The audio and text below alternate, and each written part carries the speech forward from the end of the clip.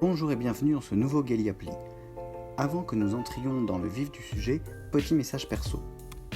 Je sais que je vous demande rarement des choses, pas de demande de like, à peine une invitation à vous abonner dans le générique de fin.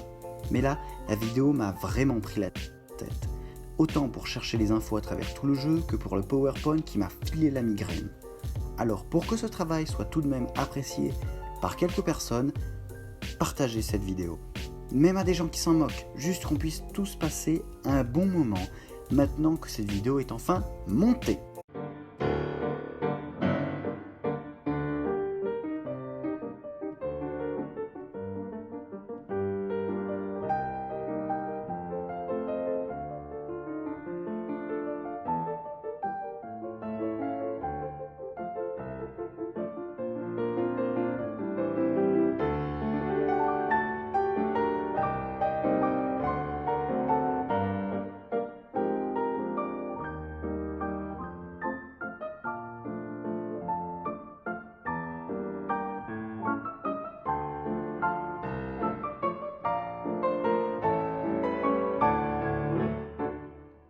Bonjour à tous et même aux autres, et prenez une grande inspiration, car nous allons ensemble plonger dans un monde fantastique et quelque peu opaque, l'histoire du monde d'Onmyoji. Ça va être un peu long, mais vous saurez tout. Et oui, cela veut dire du spoil. Du spoil comme pas possible, mais peu importe, vous êtes maintenant prévenus. Je signale au passage que ceci n'est que le scénario normal, et les événements mondiaux, notamment autour de la guerre contre Sealand, ne seront pas abordés. Peut-être une prochaine fois. Nous sommes partis pour 28 chapitres. Here we go. La première histoire d'Eianko. La recherche du moine. C'est le début de l'histoire. Seme se retrouve dans son jardin avec Kagura, une fillette, et Kohaku, l'esprit renard, et ils essayent de faire le point sur qui ils sont. En effet, les deux humains ont perdu la mémoire, sauf pour tout ce qui concerne la magie. Amnésie fort pratique, nous sommes d'accord. Tandis que pour Kohaku, qui est donc un esprit renard, tout est un peu flou, car il a passé la majeure partie des dernières années à dormir, ne se réveillant que pour répondre à l'une ou l'autre question de Seme. Tu ne m'aides pas du tout, Kohaku. Débarque alors Inugami, un esprit chien.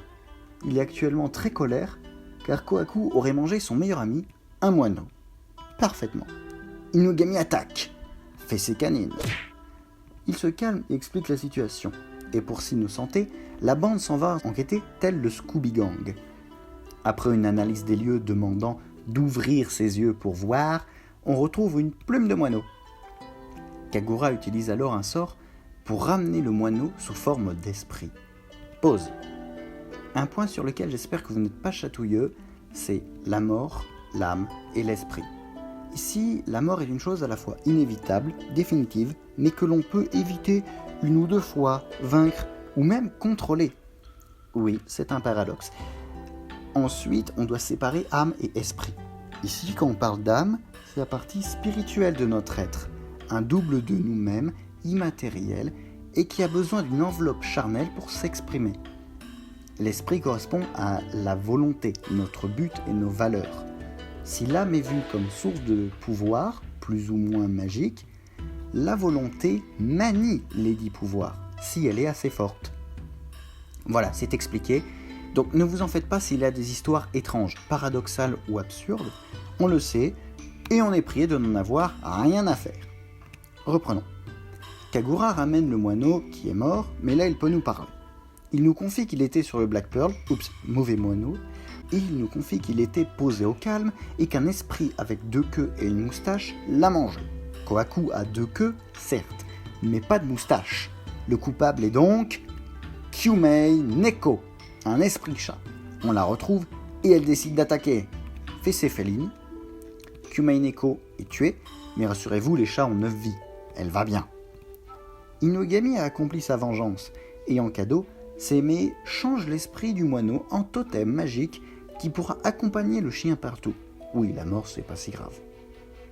Seme et Nko se retirent, mais dans l'ombre, un étrange esprit les observe de loin. Vous avez ici le format des premiers chapitres. Mystère à résoudre, enquête, première impression fausse, révélation avec un discours émouvant de l'un des personnages secondaires, résolution, fessé au méchant, fin avec une touche de mystère.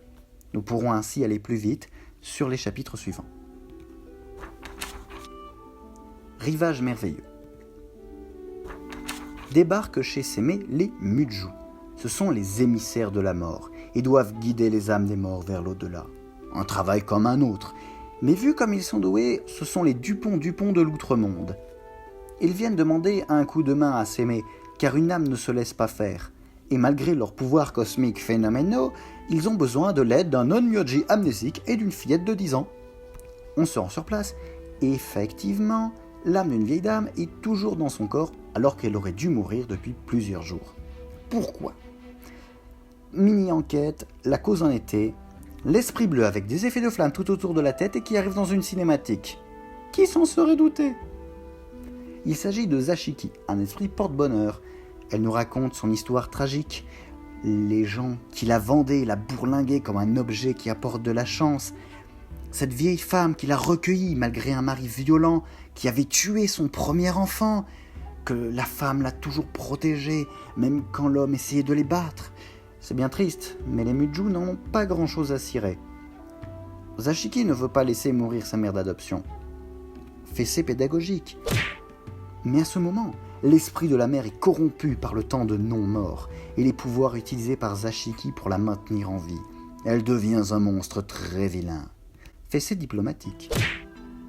La volonté de la mère refait surface. Elle parle une dernière fois à sa fille. Moment émotion. Le temps est venu, c'est le destin. La mort est un jour qui mérite d'être vécu. Tout ça. Zashiki lâche sa larme. Les Mudjou emportent la mère enfin morte vers l'outre-monde. Oracle en futaie du phénix. On signale à Sémé une faille des limbes dans la futaie du phénix. Pause.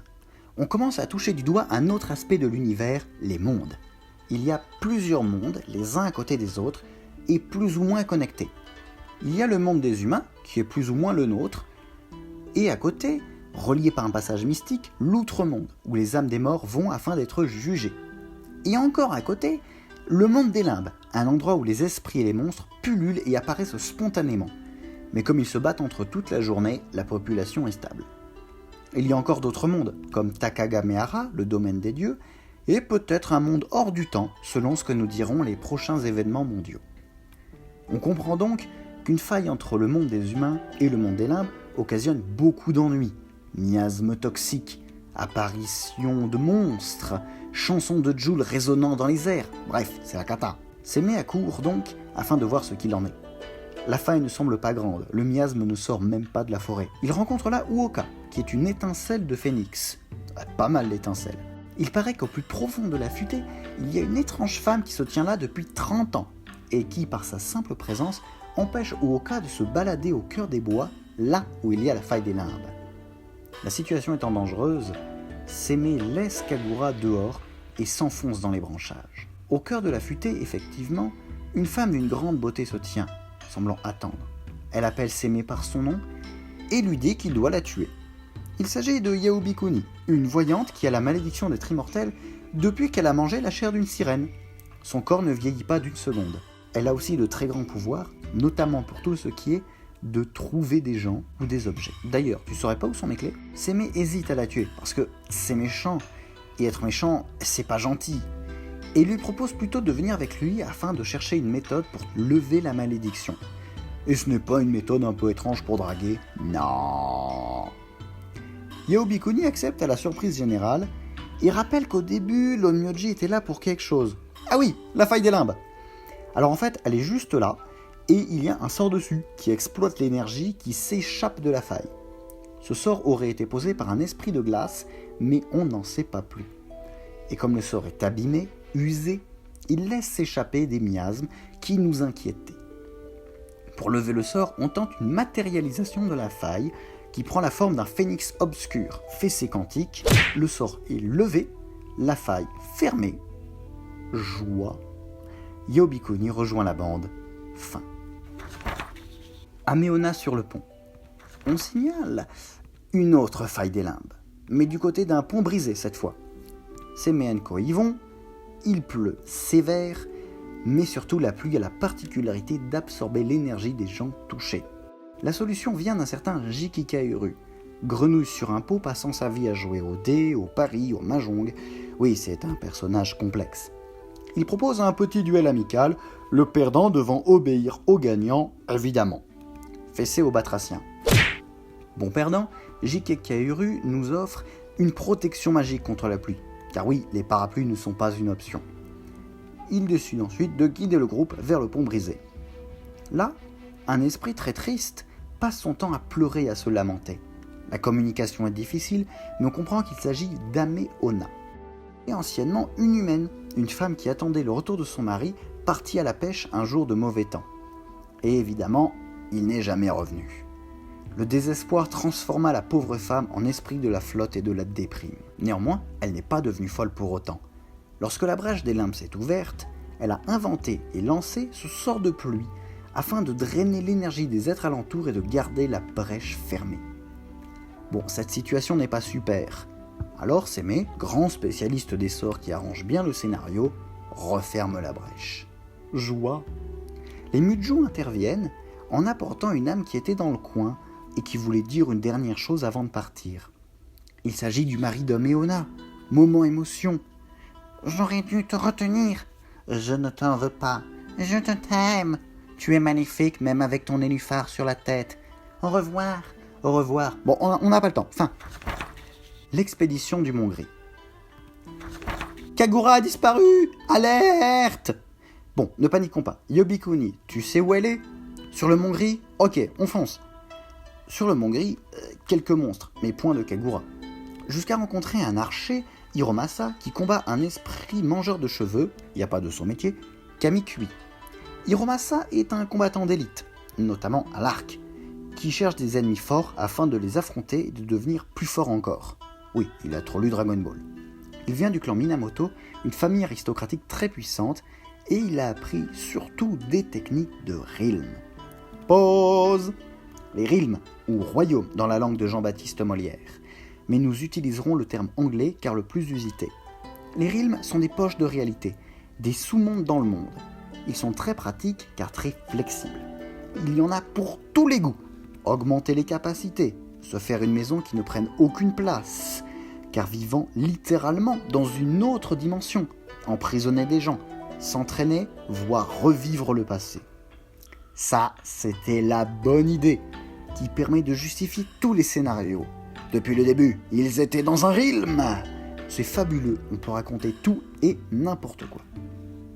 Bon, Hiromasa venait de battre Kamikui, et toujours à la recherche d'adversaires, il veut nous affronter en 1v1 Gare du Nord. Bon, on met une fessée à ce présomptueux. Kagura, qui était caché derrière un buisson, apparaît. Elle remercie Hiromasa de l'avoir libéré de Kamikui. Et maintenant, il faut retrouver ce désagréable mangeur de perruques. Bon, il est un peu plus loin, se délectant de quelques cheveux, afin de se rendre plus fort et surtout plus beau.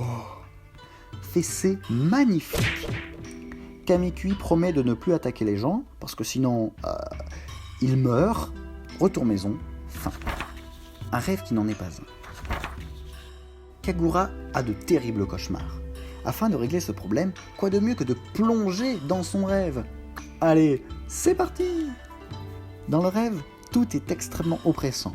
Notamment une voix qui vous appelle sans fin, sans se lasser, toujours. Allez, viens! Exploration du monde des rêves, et en particulier le nexus des rêves, un endroit très profond où les rêves se connectent et se mélangent. On rencontre ici Chocho, un esprit papillon trop mignon. Mais est-ce un papillon qui rêve de devenir une fille ou une fille qui rêve de devenir un papillon? Vous avez 4 heures. Toujours est-il que Chocho guide la bande à travers les rêves, car le Nexus est un pétard de labyrinthe. On y découvre notamment un esprit malfaisant, Kodokushi, qui attire les gens dans son repère, dans le rêve, et il ne se réveille jamais. Allez, viens! Regarde tout ce qu'on peut faire. Fessée rêveuse. Réveil, tout le monde est content. Hiromasa rejoint officiellement la bande de par sa participation à l'événement. La belle carpe. Sémé est appelé à l'aide par Kappa, un esprit des eaux, car il y a des enlèvements près de son lac et qu'un esprit magnifique est donc en grand danger. On se rend au lac, Kappa est gentil mais pas très malin. On y croise aussi Koi, une esprit carpe et ami de Kappa, et effectivement magnifique. Et dans la foulée, un Yuko, esprit renard, qui se présente comme un érudit qui aime se balader dans le coin. Kappa le soupçonne quasi ouvertement d'être à l'origine des enlèvements. Mais Yuko démontre que c'est absurde et ridicule, et en plus avec un certain panache. Kappa, mort de honte, s'enfuit, mais l'Onmyogang le rattrape. On devine alors que s'il est autant à cran, c'est parce qu'il est amoureux de Koi. Mais qu'entre sa timidité et les enlèvements, ce n'est pas un climat propice aux déclarations enflammées. On lui conseille de se bouger quand même et d'arrêter de jouer les andouilles, parce que sinon Koi ne comprendra jamais rien. Ils vont bien ensemble, ils sont presque aussi bêtes l'un que l'autre. Mais en retournant la voir, la carpe avait disparu. Yao Bikuni la retrouve via une prédiction. Elle se dirige vers une grande maison à l'ouest. Mais attention, il n'y a pas d'eau dans le coin, et Koi risque d'en souffrir terriblement. C'est un poisson, je rappelle. Devant cette grande maison, en effet, Koi s'avance de plus en plus difficilement, mais Yoko la soutient. Il lui a promis qu'il y avait ici un superbe lac intérieur avec supplément algues pour poissons. Mais c'était un piège, Gadget! Et le renard souhaite en réalité l'enfermer, pouvoir admirer sa beauté toute la journée. Yoko a un gros problème. C'est alors qu'arrive la Semenko et ils mettent une fessée dynamique au renard. Koi est libre, mais complètement déshydraté. Arrive alors une bulle d'eau gigantesque qui la réhydrate un grand coup. C'est la magie de Kappa qui a observé de loin. Koi déclare officiellement que Kappa est son meilleur ami. Friendzone puissance 1000. Mais Kappa est très content d'avoir une amie. Joie, fin. Sakura et Momo. Débarque dans le jardin de Seme une Sakura, un esprit des fleurs de cerisier. Elle compte tout casser parce que Seme aurait tué son mari. Fessée florale. Départ vers la futaie de cerisier qui semble en fort mauvais état, probablement à cause du mauvais état mental de Sakura. On retrouve une âme errante, le mari de Sakura si j'ose dire, même si en fait ils n'ont pas eu le temps de se marier, il est mort juste avant. Cet humain fut tué par un Onmyoji, elle se souvient fort mal de ce qui s'est passé à ce moment. Arrive Momo, esprit des fleurs de péché et ami de Sakura. Elle a essayé de convaincre son ami de ne pas épouser cet humain, car l'amour humain-esprit est interdit, et surtout les relations privilégiées. On ne sait pas exactement d'où vient cet interdit, mais sachez qu'il a mis le bazar dans 50% des relations amoureuses du jeu. Donc Momo témoigne qu'elle a bien vu cet Onmyoji tuer l'humain. Et effectivement, il ressemble vachement à Seme, mais pas tout à fait pareil, plus sombre, plus vilain. Sakura arrive dans la futaie et retrouve donc l'âme de son presque mari. Ils se parlent, moment émotion. L'humain meurt pour de bon, et Sakura, pour mieux faire son deuil, redevient une simple fleur de cerisier. Apaisée, la futaie retrouve sa beauté. Fin paisible, mais on s'interroge sur l'identité de cet Onmyoji sombre. Drôle d'équipe.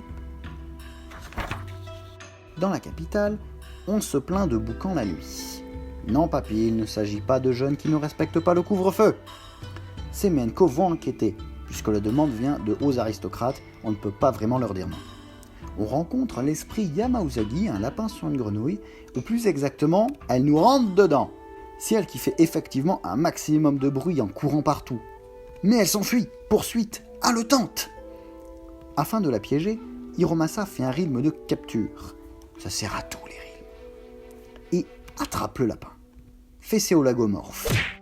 Yamauzagi faisait en fait la course avec un autre esprit, Muba, une fille dans un pot à 6 pattes. Elle arrive aussi, persuadée que l'on compte les tuer toutes les deux. Fessé au pot. On calme le jeu, et les deux andouilles retournent faire la course dans les montagnes, là où il n'y a personne à qui casser les oreilles. Fin. La divinité ivre. Un beau matin, Ibaraki Doji, esprit de la baston, se ramène et demande si l'on a vu un puissant esprit à cheveux rouges, Shuten Doji. Étant donné que cette histoire implique des esprits capables de détruire une maison en toussant dessus, on s'inquiète et suit les événements. Shuten Doji, donc, est le terrible boss des monstres du mont Oe, une sorte de gang d'esprits portés sur la bagarre et qui vivent presque tranquillement dans leur montagne sans faire suer les humains. Et si le système fonctionne, c'est surtout parce que Shuten est le boss. Et si Shuten est le boss, c'est parce que c'est le plus fort. Or, il est récemment tombé amoureux de Momiji, esprit des feuilles d'érable. mais qu'il a rejeté comme une chaussette sale. Depuis, il nous fait une bonne grosse dépression noyée dans l'alcool. Ibaraki, en bon ami quoiqu'un peu lourdingue, veut rendre à son pote sa puissance et gloire passée. Yao Bikuni trouve Shuten Doji. Décidément, elle est plus forte que Facebook pour retracer les gens. Il est dans un coin, ivre mort. On le réveille et il s'emporte contre Seme. Le pauvre, c'est toujours pour sa pomme. Il aurait séduit Momiji et c'est pour cela que Shuten s'est fait jeter comme un linge pas propre. Afin de l'aider à dessouler, on lui applique une brûlante fessée.